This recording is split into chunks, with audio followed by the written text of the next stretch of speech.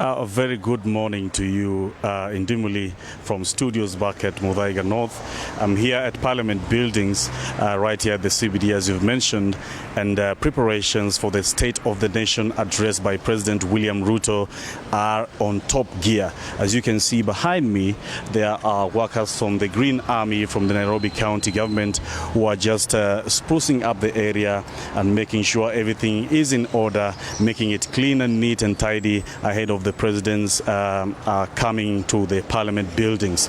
So, Fred, remember, this will be the fourth State of the Nation address by President William Ruto, whereby he is expected to be here in accordance to Article 132 of the Constitution, which mandates the president to at least make one address per year on the nation's progress, as outlined in Article 10 of the Constitution. As you can see right there at this roundabout near Parliament buildings, you can see the engravings State of the Nation address are already there in place, just to ensure that when the president comes in, everything is in order. As you can see as well, there are workers from the Nairobi County just pruning the grass around the area, making sure it's neat and tidy.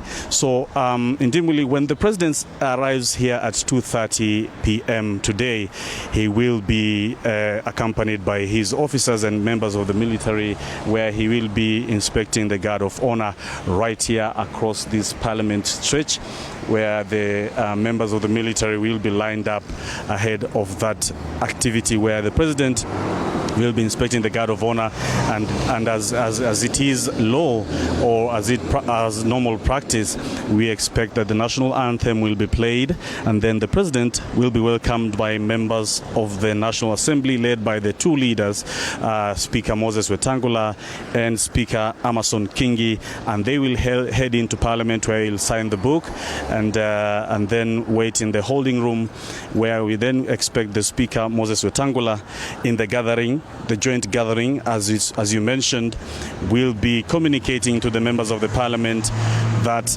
there is a stranger, according to National Assembly language, that there is a stranger amongst us. And the stranger this time is President William Ruto, who will be ready to address members of the Parliament with regards to the State of the Nation address.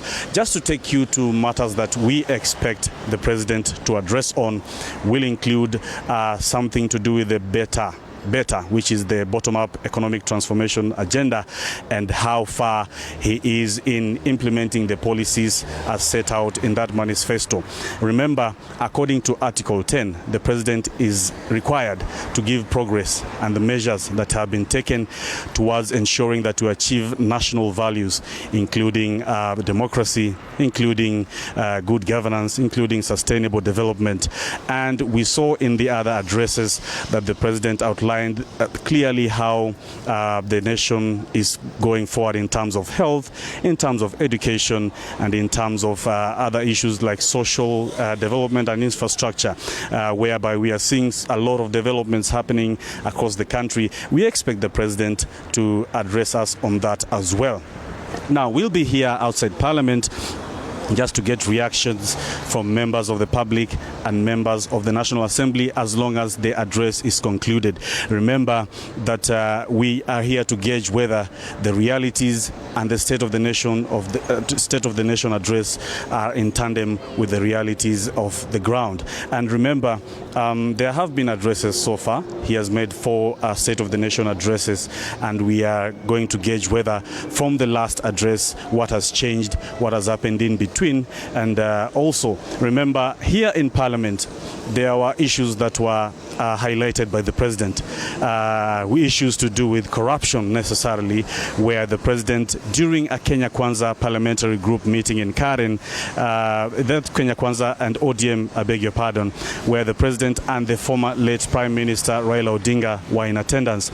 And we saw the president standing up before the members of Parliament and accusing them of fostering corruption, especially in in committees inside Parliament.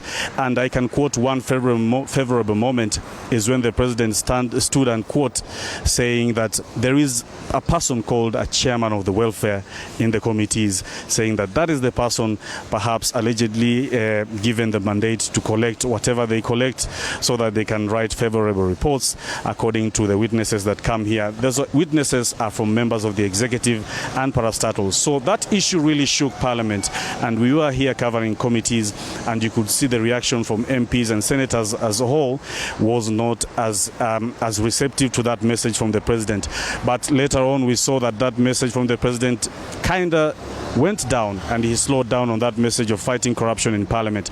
Maybe he will come back here and revisit that issue. That is something we are yet to see. So far, that is what is happening here in Dimuli, and we shall be here with our colleagues Liz Mutuku and Apollo, so that we can give you further updates as the day goes by. So we are here standby in Dimuli, unless there is another question you can ask. Sydney, and thank you for that update. Of course, we'll be coming back to you for another live update once the events start picking up around the precincts of Parliament. Thank you so much for that report, my colleague Sydney there outside Parliament, bringing us up to speed with the preparations going on ahead of the State of the Nation address later this afternoon by President William Ruto. We do have other reporters elsewhere, including in the counties, as this is being anticipated, and people continue sharing their expectations on what they feel the president should address in his State of the Nation address. One of those issues here is education.